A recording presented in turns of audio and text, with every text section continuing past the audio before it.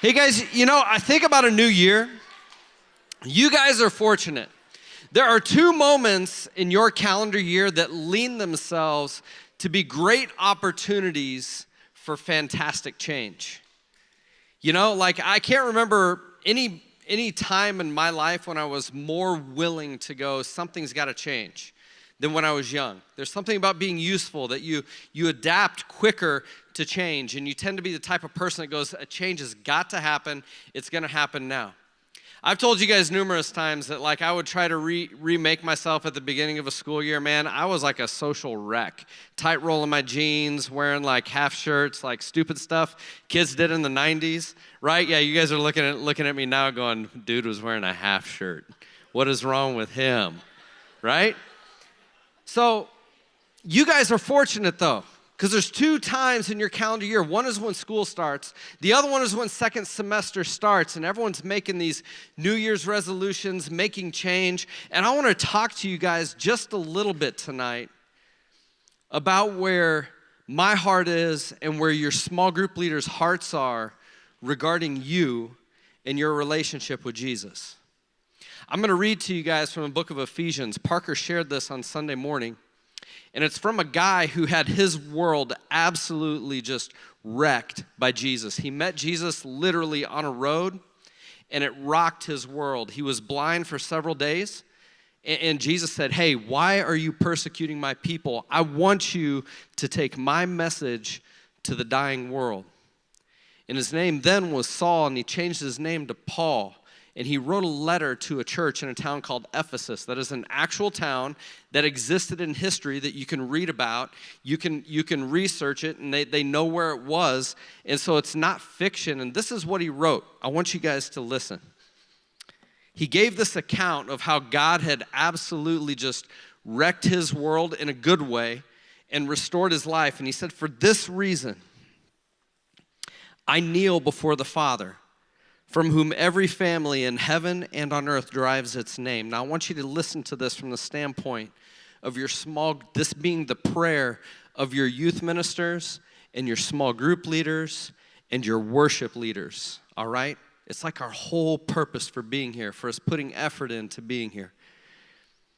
For this reason, I kneel before the Father, from whom every family in heaven and on earth derives its name. I pray that out of his glorious riches, he may strengthen you with power through his Spirit in your inner being, so that Christ may dwell in your hearts through faith. And I pray that you, being rooted and established in love, may have power together with all of the Lord's holy people to grasp how wide and long and high and deep is the love of Christ, and to know this love that surpasses knowledge, that you may be filled to the measure of all the fullness of God.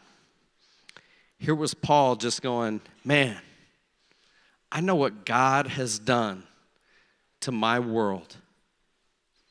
He's going, I know the way that I was living, and I know the way that I'm living now, and I owe it all to the goodness and the fullness of the gospel of Christ. That is the only person that I owe this to.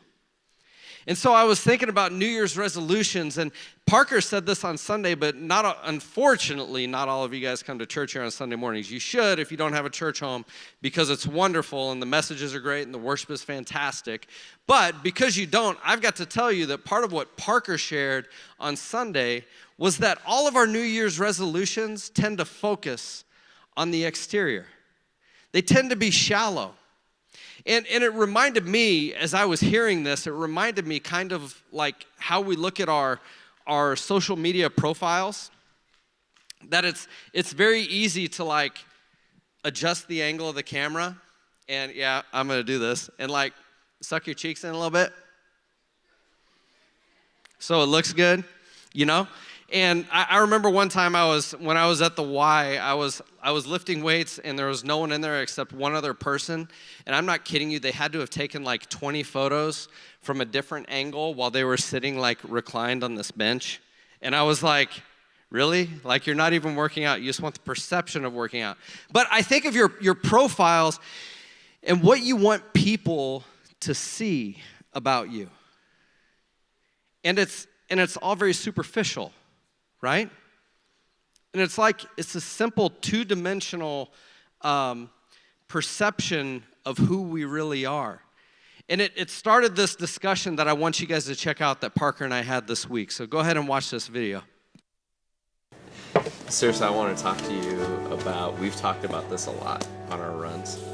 And I want to hear, like, I don't know. Like, when I think about social media, because I'm the old guy, like, think about this. When I started doing student ministry, we didn't even text. Imagine that. How'd you even do anything? No, yeah. How'd you do ministry without texting? And I was the guy that literally said, I will refuse to text because I think this is going to ruin the social skills of all of our students. They're not going to have the ability to communicate well with each other using their words. And I called it, and I was like, there's going to be so much more drama in the culture of our kids because of this. And this is before social media even gets here. So imagine seeing that and like what kind of stuff, like I try to think of the stuff that we've seen on social media when it comes to drama. Sure. Like when stuff blows up, you know? What kind of stuff do you see as like beneficial though? Yeah, I think it's so easy to quickly rag on social media, but there's also been a whole world of people being creative and people communicating with people that's also happening. So it's like... Now, what was that social media thing that you loved that was super creative, but then it went away? There was one. You like lamented it. Oh, Photo? Yeah. Phhhoto? Yeah, what did that do? I didn't even... It was basically a looping GIF type.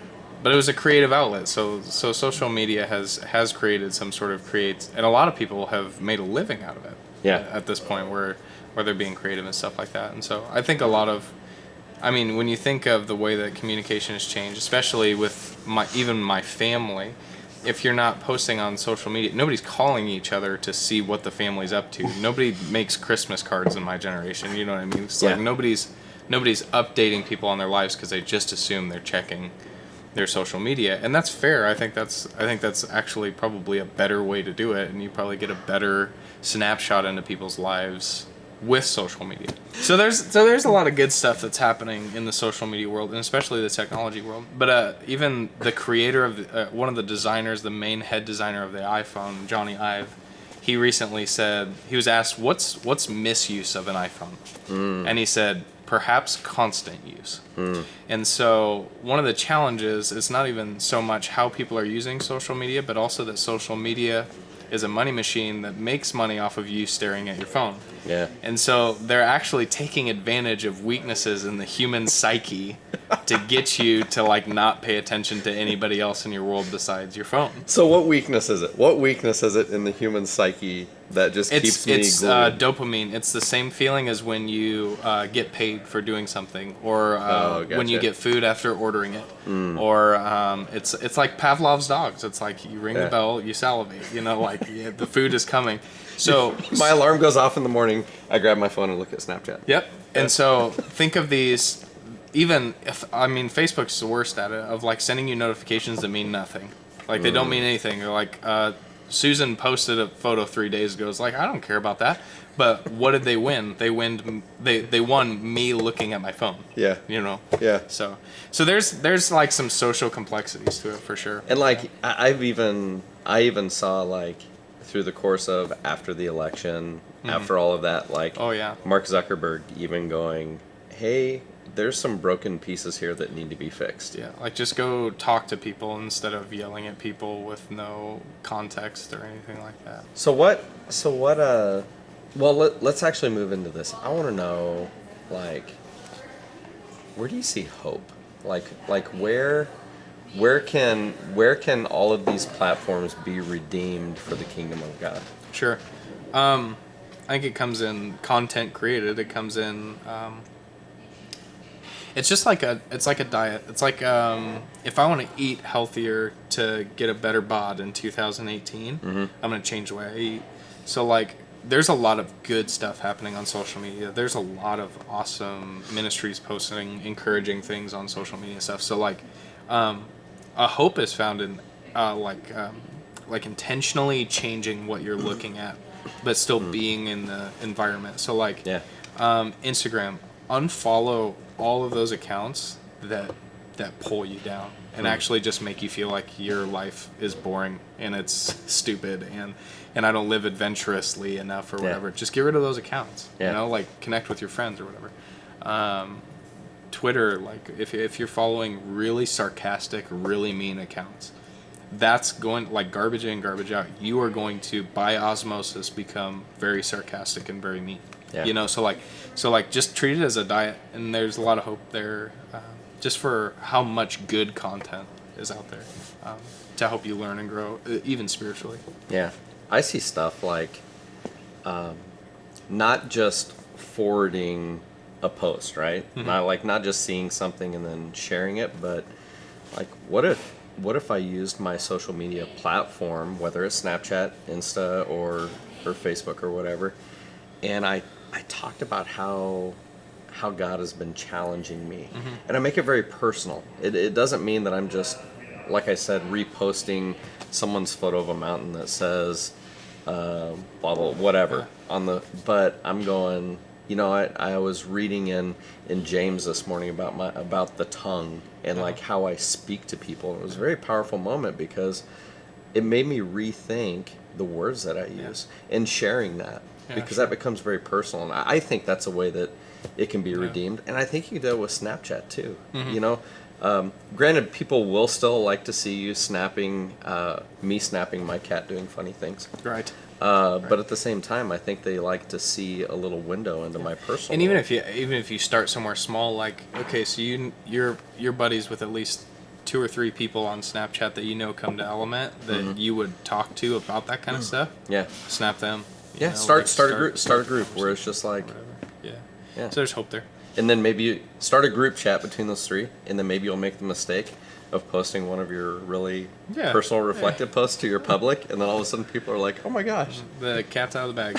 He loves Jesus. Snap. Yeah. One of the last things I want to say though is, so you're gonna delete all your apps. You're gonna try to like live the human experience, paying attention to what's actually around you or whatever. Yeah. There's gonna be a lot of situations, especially you asking friends to hang out, or you telling friends that they mean a lot to you, or like whatever comes up that week. Yeah. There's this thing that I'm finding in my life that if it's awkward, that means it matters. Yeah. And so like you're gonna have to embrace a few awkward situations, right? To like make friends or to invite friends over or whatever. You can't blast that, group snap that invites everyone over or whatever. But like, allow that to be sort of a training ground for life, that you're gonna have to have those at some point because So and I don't think deleting the apps is the answer though. Is it? Like, well, I'm saying like take the challenge to do it for a week. I wasn't saying you were saying that, because I agree doing for a week, because that helps you that would help me recognize, oh, that's like looking up for a minute and going, there's humans around me. Yeah. But like at the same time, we have to realize that we can't disappear from people, like from the world around us. Right. I mean, like even Jesus said, to be in the world, not of it. So like this is our world, So I don't think just running away from it is the answer either. Yeah. By and large, our social media is like a 2-dimensional snapshot of who we actually are, right? Yeah. And we spend so much time thinking about, should I post this? What will people think of me if I post this? Or do I just post everything? And so much goes into our timeline, our story, our profile on those different platforms. I think about what you said on Sunday about lasting change originating from an internal source, right? Yeah. Like lasting change always comes from the inside. I can put any kind of clothes or makeup or haircut on the outside, but it doesn't really change who I am, right? Yeah. what would you like to leave? Like if we could pull every student into this conversation, Yeah. one chair at a time, right? 300 hours of conversations. If we had 1 hour with each one of our students, like what would you like want to like lean in and just go, hey? Yeah. That could probably be something about, it's definitely, like, social media and technology is definitely a part of your world, and I can't argue that. Yeah.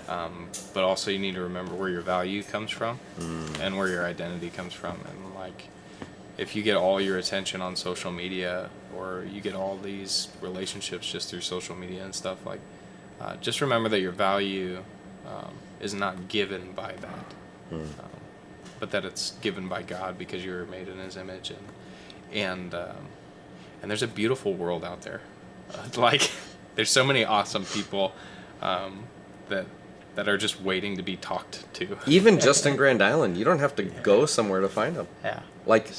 Like you sit by them in class. Yeah. Be the rebel with a rebel yell that goes and explores the real world for a little while. You know, like you put on your safari hat and you're Yeah. like going on an adventure, and then you're going to come back and tell people, and then use your social media to talk about what you did. there you go. Right? Maybe that's it. Is just remember who you are. Don't get lost in it. And if you be honest if you are like sick with it. Like if you're like addicted to social media, if Twitter is the reason you are being rude to all your friends and doing stupid things during class and all this other stuff, like if that's the sole reason, one day you will be an adult, and those kind of things have consequences. Yeah. You know, like, Yeah. and so at some point you're gonna have to be honest with yourself in all of this, and what you can handle, and what's good for you and what's bad for you. At some point you're gonna have to do that, and the earlier you do it, probably the better. Yeah. Right. And I'm still learning that. I'm still Yeah. figuring that out. And I'm 26.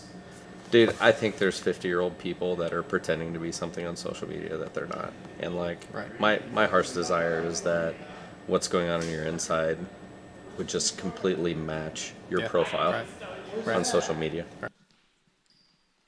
So the reason I show that to you guys tonight isn't to like bash social media. It's because I want this time of year we have an opportunity to reevaluate what's important and who we are. And I think some of you guys are likely considering taking advantage of that opportunity. And in the book of Matthew, here's the deal. Like, there is nothing more repulsive or like gross than someone that pretends to be something that they're not. I don't know how you guys feel about that, but someone that is just pretending. Like, I like to look at people and just go, hey, just be who you are. I will be okay with that. I just want you to feel comfortable enough to be who you are. You know, and you know the types of people that they are. Like, you might be sitting 2 rows away from them tonight. Like, they act one way when they're here on Wednesday nights. And, man, you see them up and down the hallways at school, and it's like, man, what? You were talking about, like, grace and mercy and God's love, and all I'm seeing is hate and resentment up and down this school hallway. What's going on here? The inside really isn't matching the outside. And Jesus had a conversation with a group of people because Jesus was kind of repulsed by the same people in the New Testament as well. They were called Pharisees. They were the ones that made the rules for the church. They would be the ones that would be like, no running in the church, no laughing, no smiling. Keep your hands in your pockets. You will not have red Kool-Aid in this building. There will be no cookies. You will show up on time. You will not leave early. You will sit when I tell you to sit. You will stand when I tell you to stand. You will eat what I tell you to eat. You know what I'm saying? Like, I don't know if any of you guys would want to be a part of a faith that was about rules like that.